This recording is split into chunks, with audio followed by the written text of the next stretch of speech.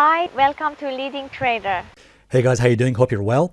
I realize we haven't talked about the stock markets for quite a while, so what I want to do in this video is address a very important point about the stock markets. And I'm going to also say this, even if your only interest is in Bitcoin, I would highly recommend you watch this video anyway. Let me first of all start by saying that some analysts, you might have heard this being said, that this has been one of the longest bull markets in history. And you might have also heard some people saying that this has been the strongest bull market in history.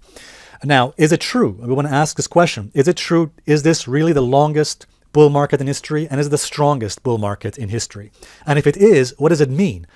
Because some folks are saying, well, this market is overdue for a crash, is overdue for a bear market. Let me show you this chart. This is a very fascinating chart, courtesy of the Wall Street Journal and also the Dow Theory.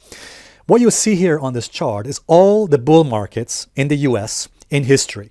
So this is all the bull markets in the US. And in case you're wondering, well, why only the US? Why not other countries? Because, of course, the impact that the US market has on other continents and other countries. So it's important that we look at the US bull markets in this context. So take a look at this, and you will see that the longest bull market run in history is, in fact, the current bull market. So the Wall Street Journal, this chart here, actually confirms this. It says, yes, it is correct. We are, in fact, in the longest bull market run in history, as you can see from the time axis underneath here. By the way, is it the strongest bull market run in history? No, it's not. That prize goes actually to the 1920s bull market run.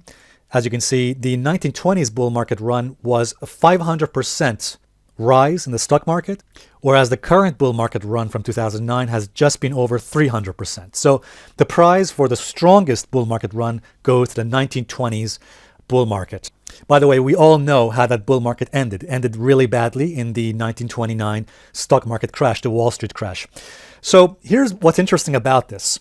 What's interesting about this is that the current bull market, this chart that you see over here, this is the longest bull market in history only if we go by the definition of what a bull market is, which is the standard definition given by the Wall Street Journal, which is a 20% gain in the stock market and a 20% loss in the stock market. So in other words, if you go by the standard definition of a bull market as given by the Wall Street Journal, which is a 20% gain, a 20% loss, then yes, we've had the longest bull market in history from 2009 to 2018. However, here's where it gets interesting because not everybody agrees with this standard definition.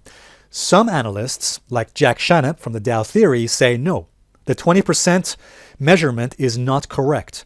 They say we should go by a different definition, which is a 19% and 16% gauge for a bull market and a bear market. In other words, according to the Dow Theory, a 19% gain counts as a bull market and a 16% loss counts as a bear market. So not everybody agrees with this definition of a 20% gain, 20% loss. And in case you're thinking, well, hang on a second, isn't this 19 and 16% gain and loss, isn't that arbitrary? Isn't that just random numbers? No, they're not. In fact, I'm going to show you in the next video I'm going to post that this definition actually might be correct. There is actually strong evidence that this definition from the Dow Theory might be the correct one. In other words, if we go by this definition of a 19% gain, 16% loss for a bull and bear market, then this bull market has actually started from 2011. So going back to this chart, what Jack Shanap from the Dow Theory is saying is we've had two separate bull markets. In other words, the 2009 to 2011 rally, that was itself one bull market followed by a bear market. So the Dow Theory says this was a bear market of its own. Then we started a new bull market from 2011, from this beginning of this wave here. And this bull market is the one we've currently seen all the way to 2018.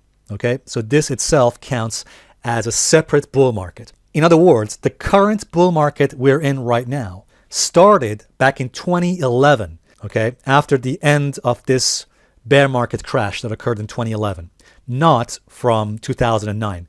And again, there are good reasons for this because Jack Shanap believes that a 16% loss in the stock market counts as a bear market. And he has actually good evidence for this, which we'll talk about in a separate video. But here's the bottom line, guys, that even if you go from 2011 to 2018, if you count that as a bull market, Jack Shannon from the Dow Theory also agrees that this has been a tremendously long bull market and we are overdue for a bear market crash. So even Jack Shannon believes that we are quite overdue for a bear market and a possible crash in the markets. And he thinks that could happen possibly in the next couple of years. And I agree with him. I think very likely we could see a bear market potentially in the next 12 to 18 months. My personal point of view is this. Look how close we are to the 3,000 level. This is a 3,000 level on the S&P. I think that level is acting like a magnet for the stock markets. I personally don't think the markets are going to form a top until we've hit 3,000. I personally believe that until the stock markets, until the S&P hits 3,000 and goes above it, the markets will not form a top. Because the markets don't usually form a top until all the bears have given up. Remember, history has shown that the markets don't form a top until all the bears have given up, until the majority of the sentiment in the public has turned from bearish to bullish. Right now, not everybody is bullish, okay? So there's still a lot of people on the sidelines. Until everyone has turned bullish on the stock market, until everybody starts pouring into the stock markets, we're not likely to see a top. So my own personal point of view is that by December of 2018, by December of this year, we're going to hit potentially 3,000. Okay, I think that's quite likely. And then once we hit 3,000 and go slightly above it, then potentially we're going to see a top forming, and then we're going to see a potential bear market in the S&P and of course the Dow. So I personally think there's still more upside to come between now and December. Don't get me wrong here. I do believe there's going to be a lot of volatility. There's going to be a lot of glitches.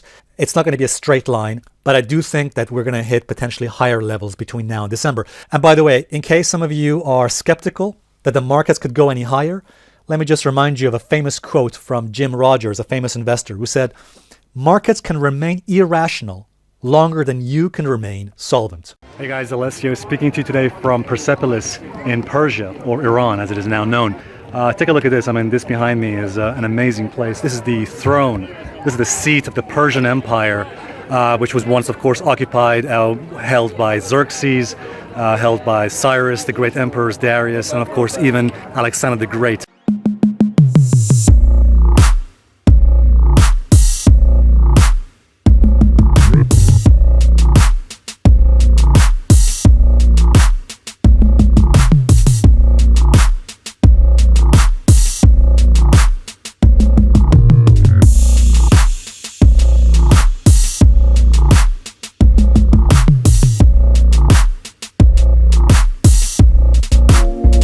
Guys, if this video has helped, please give it a thumbs up and also please subscribe for future updates. Thanks very much indeed.